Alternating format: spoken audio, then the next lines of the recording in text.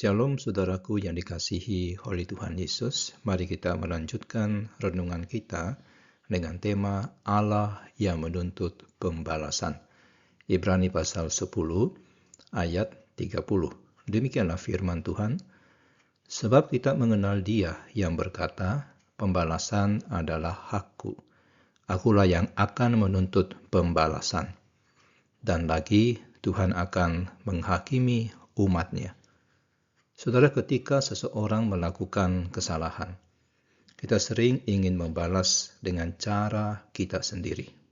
Tapi nas ini mengingatkan kita bahwa pembalasan sejati adalah hak daripada Tuhan.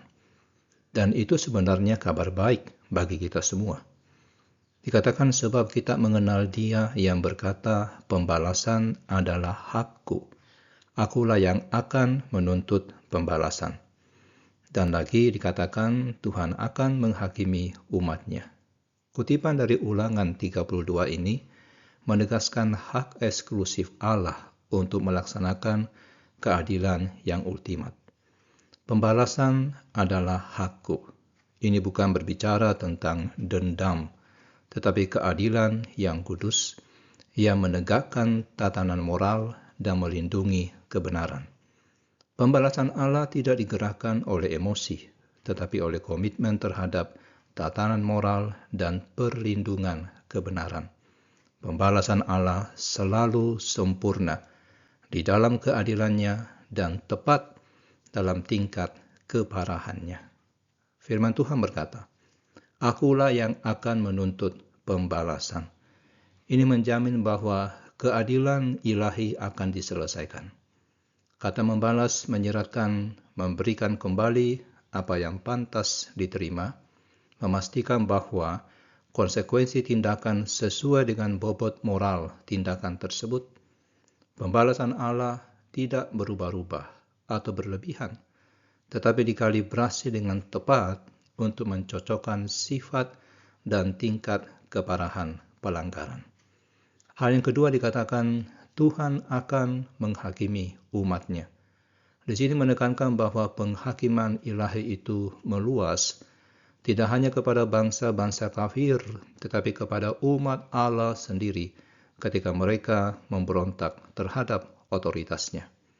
Frasa umat-Nya sangat signifikan dalam konteks Ibrani, di mana para pembaca jelas diidentifikasi sebagai bagian dari komunitas Kristen. Saudaraku, penghakiman Allah mencakup proses evaluasi dan pengucapan putusan. Penghakiman Allah melibatkan pengetahuan sempurna tentang semua fakta, pemahaman lengkap tentang semua motivasi, dan keadilan mutlak dalam menerapkan standar yang tepat.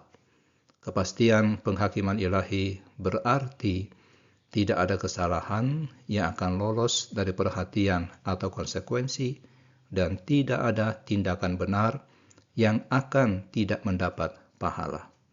Saudara, kombinasi kedua kutipan ini menekankan kepastian dan ketidakberpihakan penghakiman ilahi.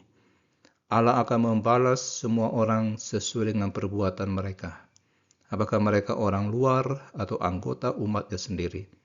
Keadilan yang tidak memihak ini berarti hubungan perjanjian dengan Allah memberikan hak istimewa dan berkat, tapi juga meningkatkan akuntabilitas atau tanggung jawab daripada setiap kita. Saudara, pengetahuan pribadi tentang Allah yang ditekankan dalam ayat ini juga membawa implikasi pastoral.